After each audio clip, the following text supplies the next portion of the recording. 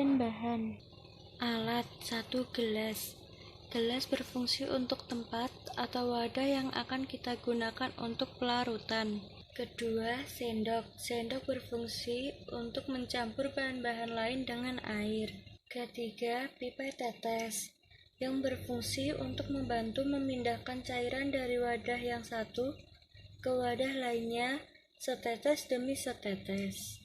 Keempat, pipet tetes yang berfungsi untuk wadah sampel yang akan kami gunakan. Bahan: 1. Air, berfungsi untuk pelarutan. Kedua, ada garam, sabun atau deterjen, dan cuka yang berfungsi untuk bahan pelarutan. Dan yang terakhir, ketiga, ada cairan wortel dan cairan kunyit yang berfungsi untuk mengetahui asam dan basa. Berikut adalah larutan yang akan kita gunakan pada praktikum kali ini. Yang pertama adalah larutan cuka yang sudah dilarutkan dengan air. Yang kedua, kita menggunakan garam 1 sendok yang sudah dilarutkan dengan air. Lanjut, yang ketiga adalah sabun deterjen yang kita larutkan dengan air. Proses memindahkan sampel yang akan dites asam basanya.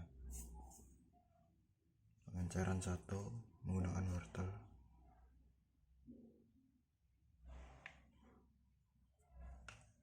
Pengenceran 2.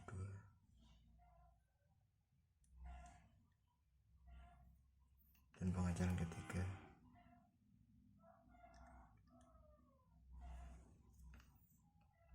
Dan pengenceran ke-1 menggunakan kunyit.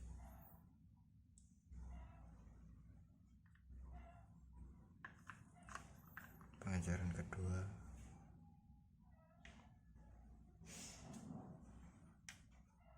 Dan pengenceran ketiga.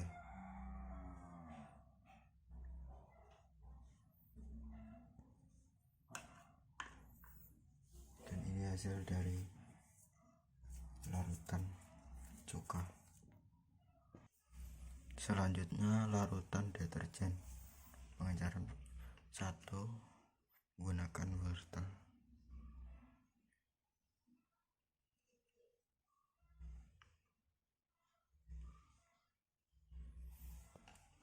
Pengenceran kedua. Dan pengenceran ketiga. Kemudian menggunakan kunyit.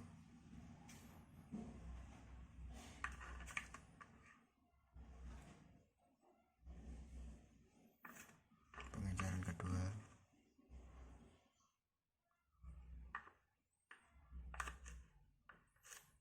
Dan pengenceran ketiga.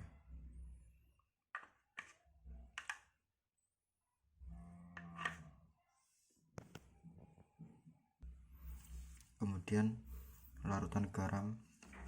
Pengenceran 1 wortel.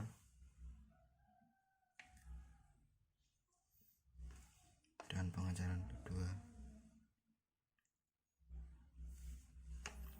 Pengenceran ketiga.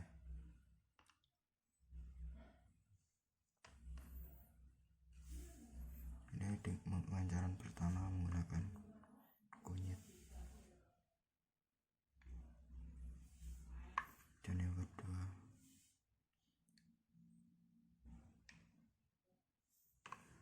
Dan terakhir. Dan ini hasilnya dari pengenceran larutan garam. Jadi saya akan melakukan pengujian dengan menggunakan indikator kunyit dan wortel. Untuk larutannya saya menggunakan asam cuka, garam, dan deterjen. Yang pertama saya akan menggunakan larutan asam cuka dan indikatornya kunyit. Jadi kita ambil larutan asam cuka secukupnya. Kemudian kita tambahkan indikator kunyit dan amati hasilnya. Yang kedua yaitu menggunakan larutan asam cuka dan indikatornya wortel. Ambil larutan asam cuka secukupnya. Kemudian tambahkan indikator wortel. Setelah itu, amati hasilnya. Yang ketiga, menggunakan larutan deterjen dan indikatornya wortel. Ambil larutan deterjen secukupnya. Kemudian tambahkan indikator wortel dan amati hasilnya. Dan yang keempat, menggunakan larutan garam dan indikator wortel. Ambil larutan garam secukupnya. Kemudian tambahkan indikator wortel dan amati hasilnya.